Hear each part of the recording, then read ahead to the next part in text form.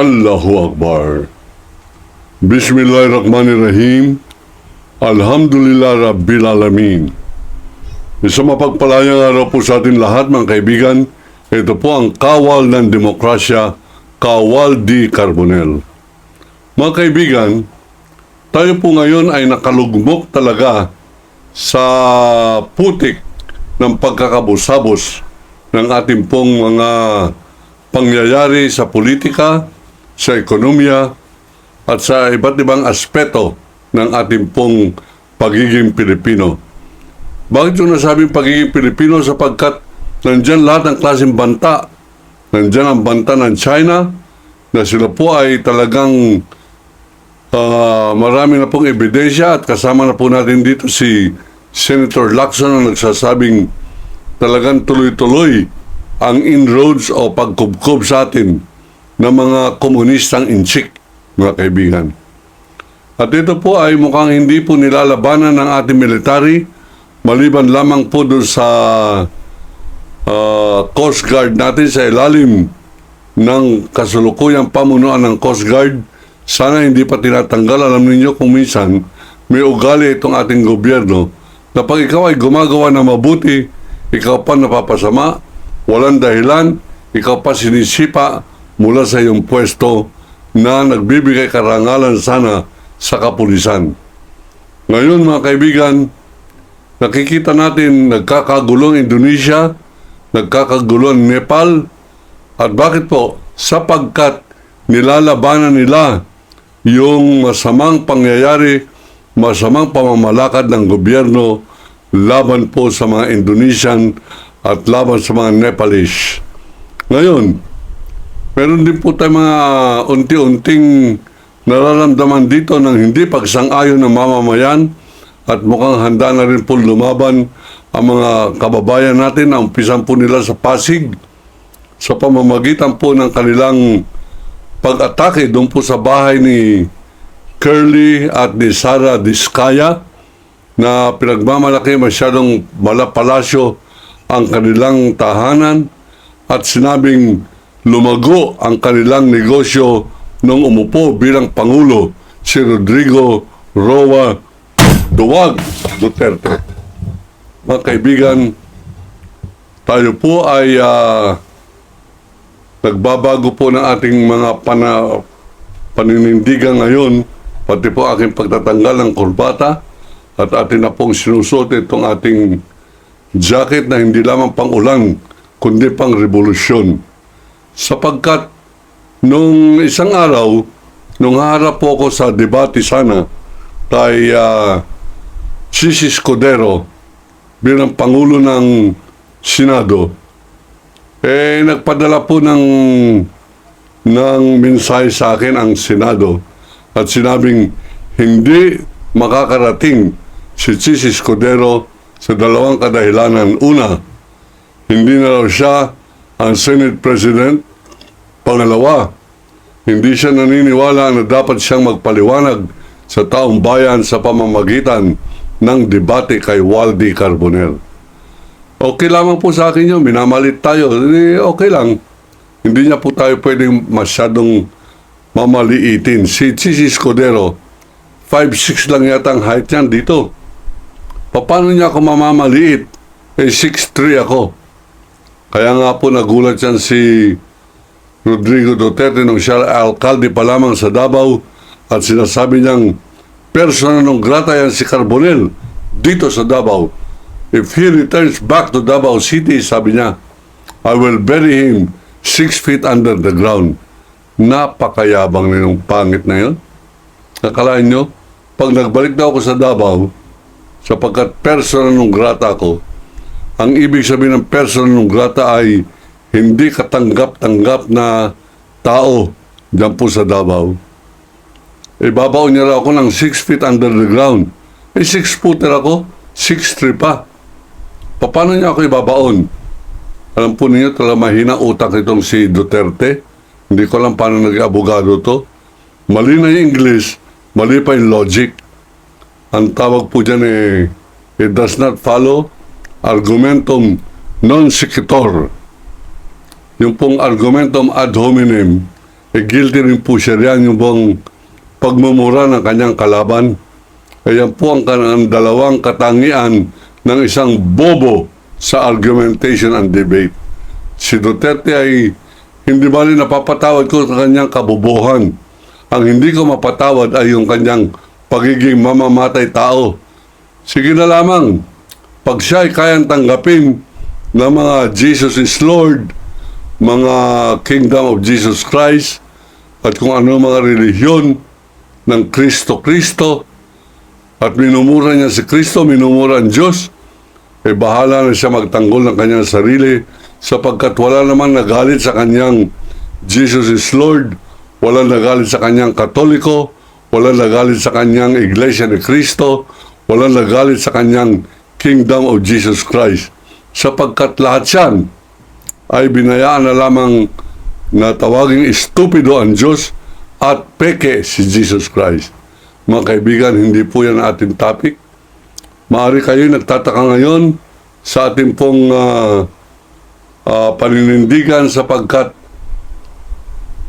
nung debate, mga kaibigan, hindi sumipot si Chis Escudero. Ngunit may mga bumulong po sa akin na taga doon, na mga taga-sunod po ng Kawal ng Demokrasya sa YouTube, ang sabi sa akin, ingat ka rito, Kawaldi. Marami rito nabubulagan at mga mangmang na Pilipino dito sa Plaza Miranda, at sila ay mga pro-Duterte, mga DDS, na babayaran pa yata hanggang ngayon nila Bongo. Sabi ko, okay lang. Ngayon, nung hindi sumipot si Chis Escudero, inanyayahan ko kahit na sino Pilipino ang gusto magtanggol kay Duterte doon po sa kabilang rostrum. Dalawa po dinala ko ganitong rostrum, mga kaibigan, para po sa debate sana namin ni Supot Escudero. Ganun pa man, hindi po siya dumating, at talaga namang may duda ako kung darating. Bakit? He has so much to lose. Marami pong mawawala sa kanya. Kasama na rin ang kanyang bilyones, mga kaibigan. Kasama na dyan ang kanyang koleksyon ng mga relo, ng pinakamababa ay Dive Master Rolex Stainless Steel. Yung pong kanyang Dive Master Rolex, ang halaga ay 950,000. Kulang ng 50,000 para mag-1 milyon. Paano po naman lalaban niya ng debate sa akin? Ang relo ko, 5,000 pesos. Pero, pareho lang naman kami ng oras. Si Chis Escudero, 11 million pesos ang kanyang relo. Si Bato de la Rosa, bigay ni Gretchen at ni Atong Ang, 50 million pesos ang kanyang gold watch. Ano po ang pagkakadiferensya? Wala. Kung alas 7 sa kanilang relo, alas 7 rin sa akin. Kung yan po ay alas 12 rin sa akin. Kahit na milyones ang halaga ng kanilang relo, hindi naman nadagdagan ng 1 oras man lamang ang kanilang buhay o ang kanilang oras sa daigdig na ito.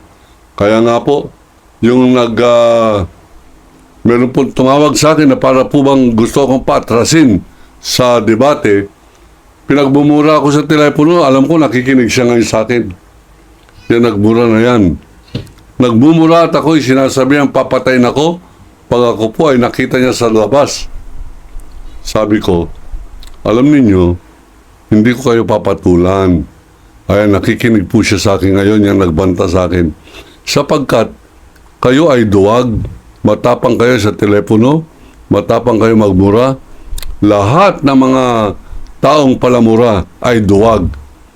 Kaya po kami mga Muslim, bawal po sa amin ang magmura.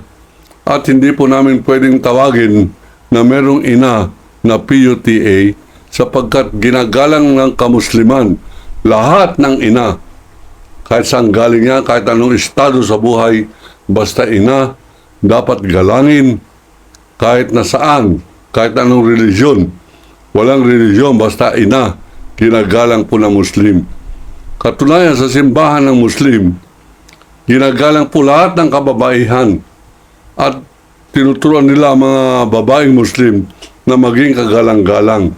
Bawal yung mga maninipis ang damit, bawal yung mga bumabakat ang kanilang mga jeans, bawal na nagkakaroon ng puwang ang kanilang mga dibdib na para masisilayan. Basta kinakailangan sila ay kagalang-galang at hindi sila nagiging tukso sa mata ng kalalakihan. Yan po ang Islam, pero hindi po yan ang ating pag-uusapan. Ang pinapag-usapan po natin dito ay yung pagbumura sa akin nang nagagalit na bakit ko raw tinitira si Duterte at bakit ko raw tinitira si Robin Hood, Duwag, Baboy, Haram, Padilla. Sabi ko, meron kang karapatan sa iyong opinion sarili, pero wala kang karapatan na ako'y murahin. Pero ganun pa man, sapagkat ang tapang-tapang mo sa telepono, nakikinig na sa akin yan. Hindi kita papatulan sapagkat sa telepono ka matapang at ikaw ay palamura. Hindi ganyan ang ugali ko. Hindi ako'y Ilocano, ako'y Muslim. Hindi ganyan ang ugali ng Ilocano at Muslim. Ang Muslim at Ilocano may dangal. At hindi po yan lumalaban ng pamura-mura o sa telepono na nagbabanta. Ganun pa man, nakikinig po siya, nanonood po sa atin ngayon. Hindi ninyo ako mapapatras. Katunayan, tayo po ay naglalabas na ng ating pong armas. Lisensyado po ang ating mga baril. 3 pistola po yan, panay may lisensya. Meron tayong Glock caliber 40, naka-computer po yan sa krame. Meron tayong 45 caliber, regalo yan ni General Torre. Meron tayong Sig Sauer 365, yung gamit ng mga bodyguard ni Donald Trump. Ito po yan. At pinapakita ko po na hindi lamang Chris ang ating pong kayang i-draw. Kaya po natin lumaban ng sabayan dyan sa nagbabanta sa akin. Kako nga sa kanya, pag litaw ko dyan sa Plaza Miranda, kahit na ilang kayo, basta habang ako ay nakaharap, tirahin na ninyo ako, wag yan sa telepono. At kung ako ay kinakailangan ninyong patayin, kailangan patraidor, sapagkat pagharapan, hindi ninyo ako kaya, lalaban ako. 6-footer ini, Ilocano pa, Muslim pa. Hindi po tayo magpapapi, hindi tayo magpapatiklop, at tayo po ay lalaban. Yan po ang ating pong paninindigan. Tayo po ay lalaban, hindi po tayo titiklop, hindi tayo maninikluhod, hindi tayo makikiusap kahit kanino, kahit nasa pulis. Hindi ako makikiusap, sabihin kong, bigyan mo kami ng kalayaan na magpahayag. Ang pamamahayag ay hindi po hinihingi, pinakikipaglaban yan. Magiging malaya kang journalist, hindi sapagkat ikaw ay pinapayagan, kundi ikaw ay nagpupumilit na maging malaya. Pag nagpumilit ka maging malaya, hindi malaya ka, hindi ka nagpapigil. Ngayon, ito pong si Jinggoy Estrada, isa pang bobo. Ayan, gusto magdemanda ni Jinggoy sa San Juan. Ito, i-record mo. Jinggoy Estrada, ikaw ay bobo. Ikaw ay konbiktado sa pangulimbat ng kaban ng bayan. Ikaw ay nakakapandiri na maging senador. At hindi ko alam kung bakit merong mga relihiyon na binoboto ka hanggang ngayon. Yan ay ating binibigyan ng protesta, lalo tigit nung sinabi mong yung nag-racket dyan sa flood control ay isang construction firm na ang pangalan ay Alpha Phi Omega. Bugok! Estupido! Ikaw, Jinggoy Estrada, estupido. Ang Alpha Phi Omega, fraternity ko yan. Fraternity ni Clinton yan. Fraternity ni Waldy Carbonell. Fraternity yan ng mga mararangal na Apo Brothers. Ngayon, pag yan ay idadamit mo dahil sa iyong kabobohan, tanga ka, at sasabihin mong yung Alpha and Omega Construction Company ay Alpha Phi Omega, bugok! Ikaw ay pag nakita kita, pipitikin ko ilong mo para matuto ka ng konti. Mga kaibigan, hindi po Alpha Phi Omega yon. Yung Alpha Phi Omega, Yan po ay fraternity. Kapatiran po yan para nagsusulong ng leadership, friendship, and service. Yan po ay Alpha Phi Omega. Nandyan yung mga Danton Paharilyaga, nandyan yung mga Mel Adriano. Abay, nakakayaman to, sasabihin ko na rin. Nandyan na rin yung Jojo Binay, sorry. Nandyan na rin yung Bebot Bello, naka-eskwela ni Duterte. Sorry, sapagkat meron din po kami mga version na ganyan. Ngayon, bakit po natin pinag-uusapan ito si Jingo Estrada na bugok? Sapagkat barumbado po ito. Nakalain ninyo, yung whistleblower na nagsasabi kung ano ang racket ng Senado at ng Kongreso tungkol sa flood control.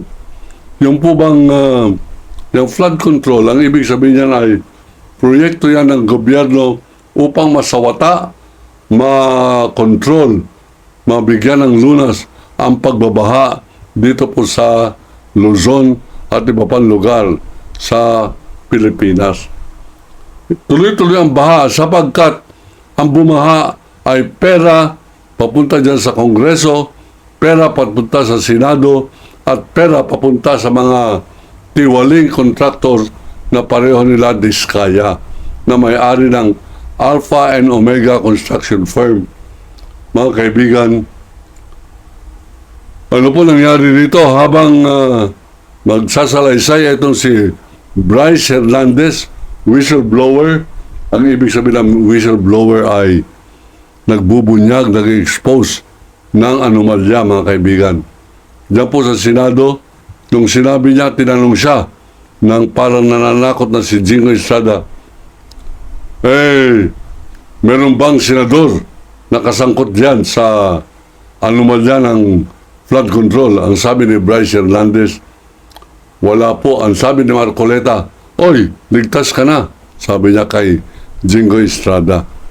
Ibig sabihin, meron silang alam sila na meron mga senador at ito'y alam ni Bryce Hernandez at maaring ito'y kanyang itutuga rin, ngunit siya po ay na-contempt of court, natakot para wag magsalita. Nung nakakulong siya, inarbor naman siya ng Quadcom. Hiniling kay Senate President Tito Soto na ipahiram si Bryce Hernandez sa Quadcom upang sa ganun may pagpatuloy nito ang kanyang pag-expose. Sa kanya pong pag-expose, nilahad niya halos lahat ng mga kontratista na sangkot diyan po sa flood control budget scandal. Abay, hiniling po muli ng Senado na ibalik na agad ito si Bryce Hernandez.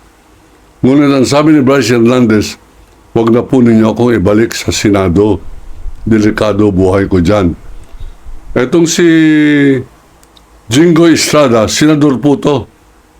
Hindi ko alam kung anong kabubuhan at anong magic ang relihiyon na sumuporta dito sa mga Jingo Estrada, JB Ejercito, yung mga Villanueva, Bato de la Rosa, Bongo, yung mga bulok na mga senador. Abay, binoto lang kung mga bulok na relihiyon, mga kaibigan. Abay, ang ginawa niya, nag-motion siya na wag sa Senado ikulong, kundi ikulong sa Pasay City Jail. Alam po ninyo, Pasay City Jail, nandyan yung mga halo-halong kriminal, mga drug addict, ang kaso ay pananaksak, pambabaril, pang-kidnap, pang-rape. Abay, sasama dyan yung whistleblower, yung nagbubunyag ng katiwalian dyan po sa Senado. Ang may motion po niya na ay si Jingo Estrada. Ngayon, ano pong babala natin? Dyan po sa Pasig, dahil po sa walang kahiyan, walang hiya na mga diskaya, kanilang dinidisplay yung kanilang yaman. Abay, may mga kabataan po riyan at ilang po riyan ay mga miyembro ng Kabayan Demokrasya Commando Defense Force na nagbato, binato po yung malapalasyong tahanan ng mga diskaya at yung iba naman, mga taga-UP at PUP, kanila pong sinulatan yung pader ng Diskaya Building at nilagay nila, nakaw na yaman, atin ito. Gusto po natin yan, reaksyon na ganyan. Kinukongratulate po natin ang mga kabataan sapagkat ang mga kabataan ay hindi na po nananahimik. Ang kabataan ay pinaglalaban na nila ang kanilang kinabukasan ngayon. Ayaw po natin nangyari po sa Indonesia na civil war na po, sa karsada na naglalabanan. Ngunit, pag nangyari po dito sa atin yan, kakampi po ako doon sa mga nagbabato at makikibato na rin ako. At una kong babatuhin ay babatuhin po natin ang mga kotse na magnanakaw na senador. Babatuhin po natin ang kotse ng mga Jingo Estrada, Bongo, Bato de la Rosa at kung sino-sino pang bumoto para ma-dismiss ang kaso ng mandarambong na si Sara Duterte. Lahat ng senador na bumoto para ma-dismiss ang kaso o ma-remand ng mga Cayetano, mga Loren Legarda, magkapatid na Villar, lahat siya ay traidor sa bansang Pilipinas.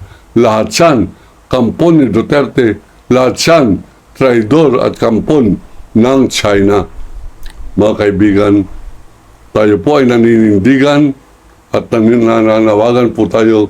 Ilulunsad namin bukas, hindi ko na sasabihin na saan ang lugar, pero yung core group ay magbi-meeting bukas. Mga taga-UP, mga taga-Bulacan, at mga taga-Sorsogon na mga leaders ay makikipagkita po sa akin bukas para magbigay suporta sa binubuo po nating People's Congress.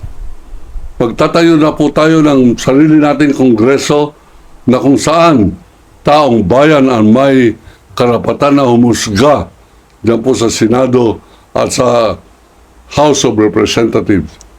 At pag yan ay pipigilan ng mga pulis, huhusgahan din po natin ang mga pulis. At sila mismo, kung kinakailang parusahan dahil sa kanilang malaking kasalanan sa bayan, tayo po ay magbibigay ng order na parusahan ang sinumang pulis na susupil sa malayang pamamahayag ng Pilipino. Yan po ang ating pong pagmimiting ang bukas.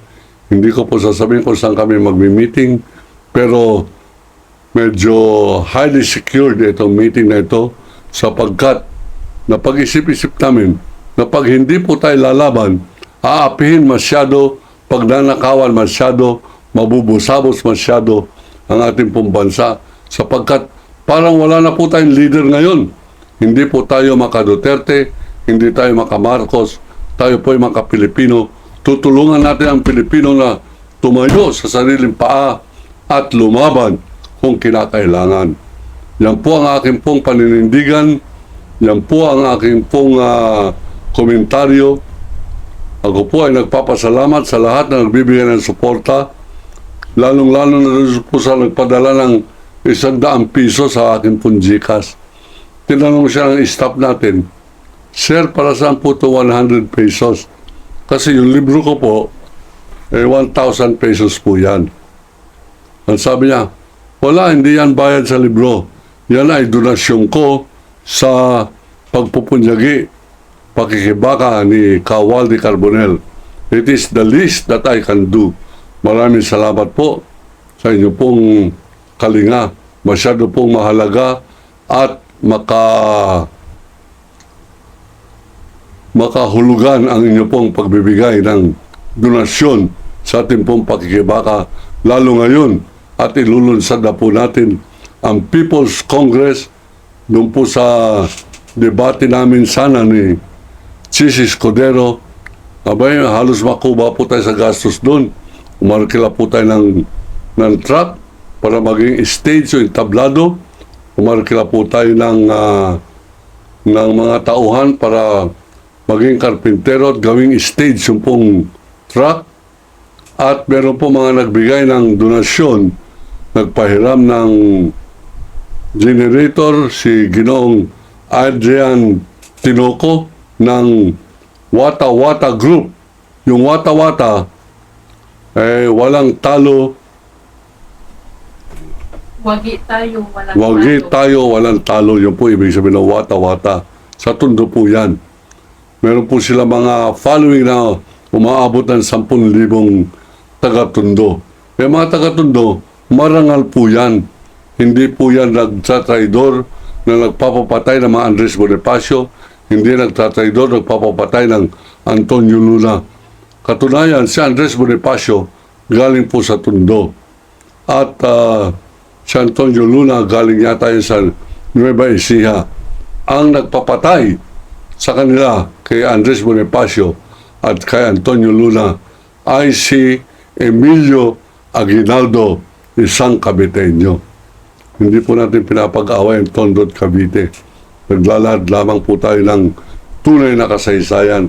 At ako po, pagpapapiliin, kakampi po ako dito sa mga taga-Tondo sapagkat yung mga kaeskwela ko naging marangal na mga taga-Tondo, naging uliran na mga taga-Tondo. Nandyan yung mga kaibigan ko sila Bobby Muldong, nandyan sila Rene Tinuco, nandyan yung mga miyembro at opisyalis ng Wata-Wata ng Dandan Street, Tondo, Maynila. Muli, nagpapasalamat po tayo doon sa mga nagpaparamdam na gusto po nilang sumuporta dito po sa ating pagpapatuloy o pagpapagtig ng ating pong pakikibaka sa pamamagitan po ng pagbubuo ko ng People's Congress para labanan ang mga mapangapi, mga mangungulimbat sa ating pong lipunan. Lalabanan na po natin sa ating sariling pamamaraan. Nandiyan po at magtulong-tulong po tayo suportahan itong Kawal Demokrasya Media Channel. Dito po makikita ng China na, uy, ang dami palang following ng Carbonell na yan. Wasang siya, nga. Ang ibig po sabihin niyan ay, mukhang kailangan ibagsak natin yan. Washington at siya, nga yung Carbonell. Yung Waldi Carbonell, kailangan wag na natin papormahin. Pero sa tulong po ninyo, sa inyong pagpapakalat dito pong ating media channel, pag-share at pag-imbita ng mga subscriber, nininervyos po yung mga kalaban natin at hindi na pwedeng sabihin ni Sara Duterte, wala namang following yan si Waldi Carbonell. Uli lang cowboy yan. Tayo po ay cowboy pero hindi po ulila. Yung uli lang cowboy medyo hindi po masyado maganda. May baril, walang bala. May bulsa, walang kwarta. Hindi po naman totoo yan. May bulsa po tayo at meron namang lamang kahit na konti. At meron po tayong baril. Meron pa pong mga extra magazine dito po sa ating lisensyadong baril. Tayo po ay hindi magpapatakot.